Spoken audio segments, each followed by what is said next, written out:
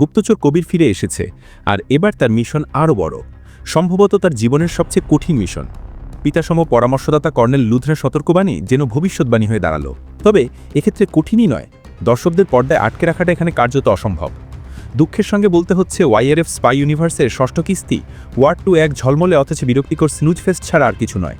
শুরুতেই জাপানের dojo style প্রাসাদে কবিরের প্রবেশ আর পোশাক পরা অসংখ্য অতিরিক্ত চরিত্র, সবকিছু যেন অত্যধিক চোখ ধাঁধানো, তবে ভিতরে ফাঁপা। দৃশ্যটা হাই অকটেন হওয়ার কথা, কিন্তু নতুন কিছু খুঁজে পাওয়া গেল না। এটা ঋত্বিক রোশনের দোষ নয়। 2019 সালের ওয়ারের পর ফিরে এসে এজেন্ট কবির হিসেবে তিনি যথাসাধ্য চেষ্টা করেছেন, কিন্তু চিত্রনাট্যে এমন খেলো যে একটিও দৃশ্য দর্শককে চমকে দিতে পারেনি। তরবারি চালিত যোদ্ধা দৃশ্য, ক্রাউচিং টাইগার আর কিলবিলের অনুকরণ, কম্পিউটার নির্মিত কুকুর সরাসরি জন উইকের কথা মনে করিয়ে দেয়। আর কবির বিক্রম নাচের দৃশ্য যেন প্রথম ওয়ারের টাইগার শ্রফা হৃত্বিক জুটিরই প্রতিধ্বনি। ইনটিআর জুনিয়র সিকুয়েলে সমান স্ক্রিন টাইম পেলেও নাটুনাটুর জাদু এখানে নেই। হৃত্বিক সবসময়ের মতোই এনার্জেটিক, কিন্তু জুটির কেমিস্ট্রি বিস্ময়করভাবে ফিকে। সবচেয়ে বড় সমস্যা, গল্পে অতিরিক্ত মেলোড্রামা ঢুকিয়ে দেওয়া হয়েছে।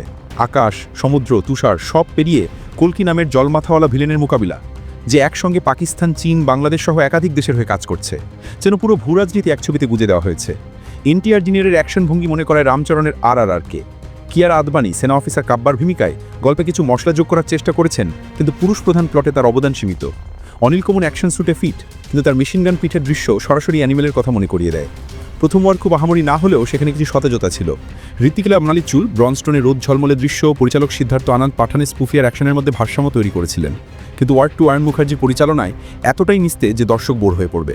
কেবল শেষের ঝলকে কিছু প্রাণ ছিল। একদিকে কবির বিক্রমের প্রসম্ভাব্য প্রত্যাবর্তন, অন্যদিকে ববি দেওল, আলিয়া ভাটের আলফার টিজার, হয়তো ওটাই আসল মজা দেবে।